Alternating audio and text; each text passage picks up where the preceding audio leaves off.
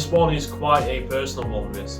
FIFA, what have you done? EA Sports, you have broke my heart. FIFA, you have broke my heart. Why have you broke my heart? Well, many reasons why. One is the good old days of FIFA, the old nostalgia. Yes, there's a bit of bias towards nostalgia, but there's a reason why FIFA broke my heart. So, this whole concentration on the online project, the Ultimate Team, everything is just Ultimate Team, Ultimate Team, Ultimate Team. Money at packs, chuck money at packs, try and get the best players, and you probably most likely won't unless you're a big YouTuber who's got plenty of money to spend and splash and waste away. And the problem is that you end up spending all this money on these packs and what have you to build your ultimate team, your ultimate squad, the best squad you can possibly get to, to perfect it and what have you.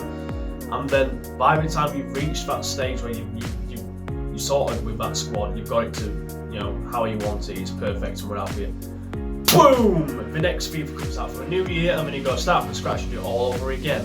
It just makes you think that whole time and effort to building your ultimate team kind of basically just means nothing in the end, and that's a shame, especially when that's all what the game's about these days, because the career mode aspect is very weak. EA Sports FIFA career mode has been weaker over the years because basically they've spent less time on it, they've basically put less quality into the career mode, and they don't care. They only care about Ultimate Team.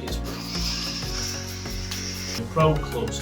Pro Clubs is a game mode where you can create your own play and what have you, and your mates will create your own players and what have you, and you play together in the same team from the same club, and basically play alongside AI players as well. And obviously the whole journey is about getting from lower divisions up to Division 1, etc. Right, okay. So, Pro Clubs, it gets very little attention, and it's a shame, because Pro Clubs online community is still going today, but it's not as what it used to be. There used to be a lot of people playing Pro Clubs because everyone loved playing with your mates and your own players and having you try and level up and stuff, but the AI the AI players in the game are literally shit. They are terrible. The creativity within the kits and what have you is poor. Like, yes, we released on FIFA 17, they released a bit where you can create your own kit and what have you, but it was just basic templates, that was it. Zero creativity. There's no sort of reward system in there that they've got. Like an Ultimate Team, we've got plenty of reward systems in there. You barely got that in Pro Clubs, barely at all. And it's just an afterthought. Pro Clubs is just so much of an afterthought, and it's a shame.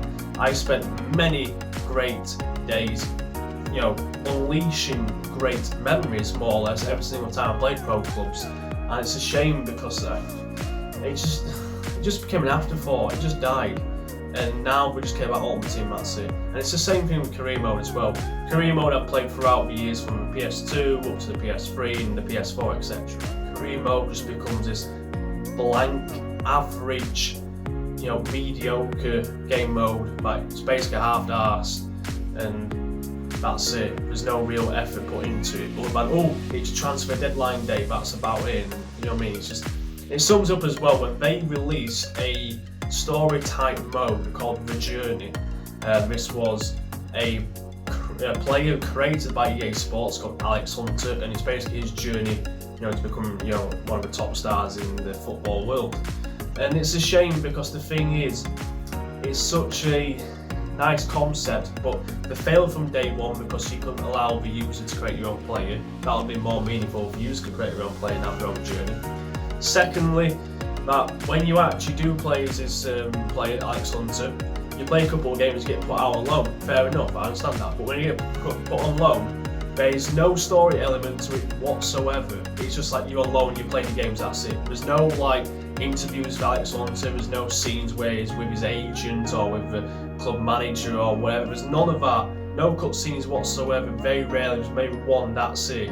It's just an afterthought when you're on loan. It's like, is this it, really? And you go back and then the whole journey becomes you against this other EA Sports creative player, I can't remember his name now.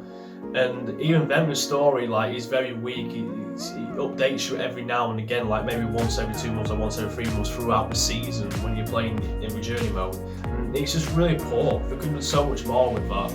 And I see what we tried to do, but let's be honest, it was just a short-term fix. And then after the conclusion, after the third year of the journey, that's it, boom, it was finished. That's done with now. Oh, Karimo's still here. Oh yeah, we forgot about that. That's basically going on in the background, ticking along. And I wouldn't even say ticking along nicely, just ticking along, trying to be relevant, and that's it. And it's such a shame. So another grudge I've got with FIFA as well, and in particular EA Sports, is that, do you remember the old FIFA Street games? The classic FIFA Streets where you could do crazy skill moves, you know, you've got some crazy players doing some insane combinations as teammates and scoring beautiful, immaculate goals. Well, guess what? After they made FIFA Street 1, they made FIFA Street 2 and the PS2, which is brilliant. Good old classic FIFA Street days. FIFA Street 3 came round, that was like half-assed, but it was still alright. Then released FIFA Street for PS3, and that was the least exciting FIFA Street of them all. And that's funny because that was the most recent one, and that was released on the PS3 and Xbox 360. And then after that, they gave up on it. Why did they give up on it? Why?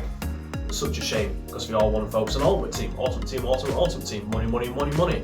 And that just shows they don't care about the fans. They do not care about the fans. If you think EA Sports care about the fans, then clearly you are living under a rock, because they are not caring one jot.